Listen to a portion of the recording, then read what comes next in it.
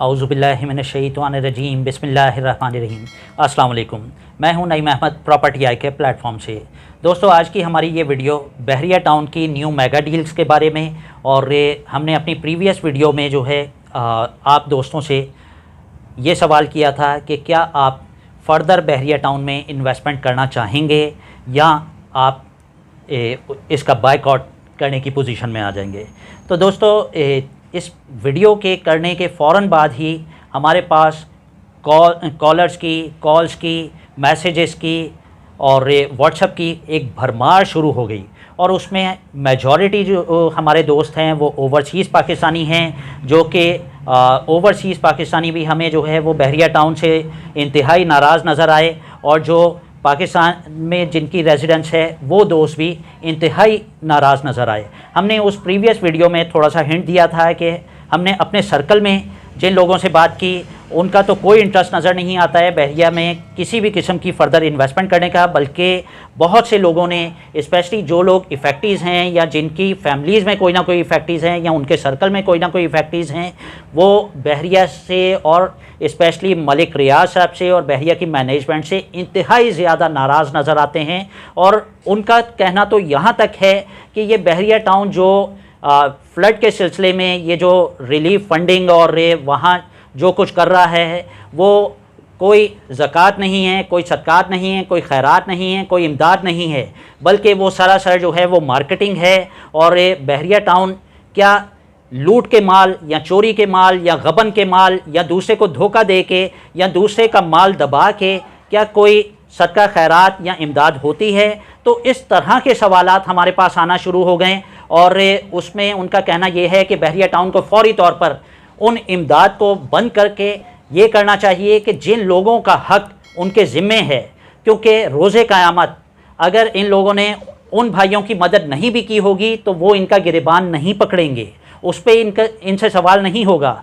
लेकिन मलिक रियाज साहब, आपको ये नहीं भूलना चाहिए कि जिन लोगों का हक़ मारा गया है, बहरिया टाउन ये कहता है कि जी रिफ़ंड के चेक हमने इशू कर दिए हैं, लेकिन हमारे पास फ़ंड्स नहीं हैं कि हम पेमेंट्स रिफ़ंड कर सकें। और जिन लोगों, बहुत से लोगों को तो चेक्स ही इशू नहीं हुए, और बहुत से लोग जो रीलोकेशन की बात करते हैं तो कहते हैं कि जी हम फ़र्दर ज़मीन परचेज़ करेंगे, फ़र्दर ज़मीन के लिए हम काम कर रहे हैं, तो हम बहुत जल्द आपको जो है गुड न्यूज़ देंगे। और इस चीज़ पे हम अगर देखते हैं तो सालों साल गुजरते जा रहे हैं, और इफ़ेक्टिव्स कोई 2-4 हज़ार नहीं, हमारे बहुत से डीलर्स हजरात, बहुत से दूसरे भाई जो है वो अपने सोशल मीडियाज़ पे इस चीज़ को अनाउंस कर रहे हैं कि जी इफ़ेक्टिव्स कितने होंगे।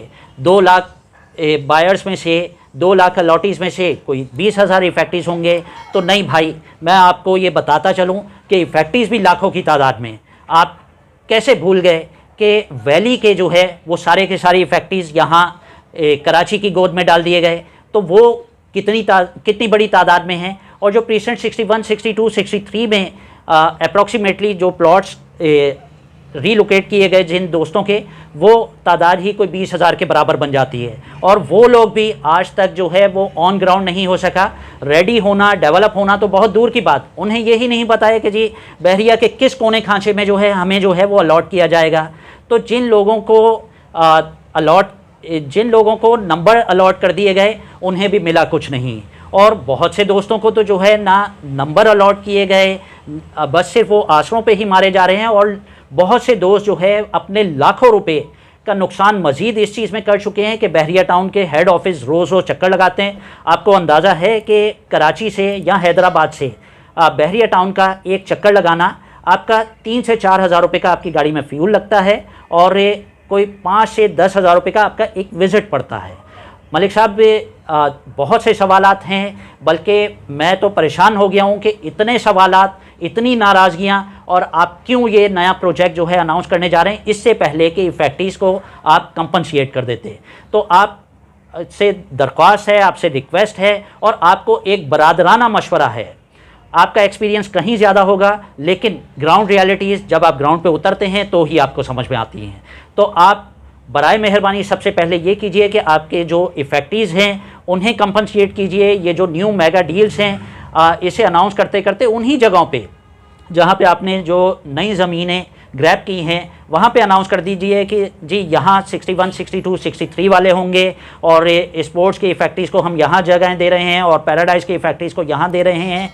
तो उनका दर्द, उनका गम काफ़ी हद तक जो है वो कम हो जाएगा और वो बहुत हद तक जो है सुकून में आ जाएंगे कि हाँ मलिक साहब को हमारा एहसास है। और फिर आप जितनी मर्ज़ी जो है खैरात सदक़ात कीजिए तो वो आपको एप्रिसिएशन भी मिलेगा। अदरवाइज़ सिर्फ यही समझा जाएगा कि ये जो आप अपने पेजेस पे ये पोस्ट लगाने के लिए और दुनिया को दिखाने के लिए, सदका खैरात तो इस तरह से होता है कि एक हाथ से करें और दूसरे हाथ को खबर ना हो, तो ये मार्केटिंग कैसी, ये अनाउंसमेंट कैसी, ये दिखावा कैसा, ये आपके लिए जज़ा नहीं बल्कि ये सज़ा बन जाएगी, ये पकड़ का बायस बन जाएगा।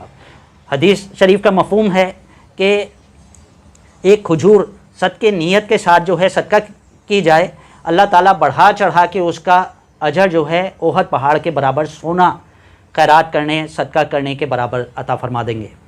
और दिखलावे के लिए ओहद पहाड़ के बराबर सोना ही क्यों ना खैरात किया जाए, सदका किया जाए, वो पकड़ का बायस बन जाएगा। तो मलिक साहब आप दीन को भी समझते हैं, दुनिया को भी समझते हैं, बिज़नेस को भी समझते हैं, हालात को भी समझते हैं और दर्द भी रखते हैं। तो दर्द देना या आपकी तरफ से, आपकी मैनेजमेंट की तरफ से, आपकी ऑर्गेनाइजेशन की तरफ से दानिस्ता या ना दानिस्ता तौर पे जो दर्द पब्लिक को मिला है, पाकिस्तानी नेशन को मिला है, प्लीज़ उसका मदावा कर लीजिए। मेरी आपसे मुदबाना दरख्वास्त है। और हमारे सैकड़ों, हज़ारों, लाखों भाई जो है इस पैगाम को भी सुन रहे होंगे और इस चीज़ का इंतज़ार भी कर रहे होंगे कि आप कब इस पे एक्शन करते हैं। तो दोस्तों हमने जो पैगाम मलिक साहब को और बहरिया टाउन को पहुंचाना था इस वीडियो में वो भी पहुंचाया। आपको अगर ये वीडियो पसंद आई हो तो इसे लाइक और शेयर ज़रूर कीजिए और कमेंट में हमें ज़रूर मेंशन कीजिए कि आप क्या सोचते हैं, क्या चाहते हैं। इंशाल्लाह बहुत जल्द नई वीडियो के साथ फिर हाज़िर होऊंगा। अब मुझे इजाज़त दीजिए। अल्लाह हाफ़िज़।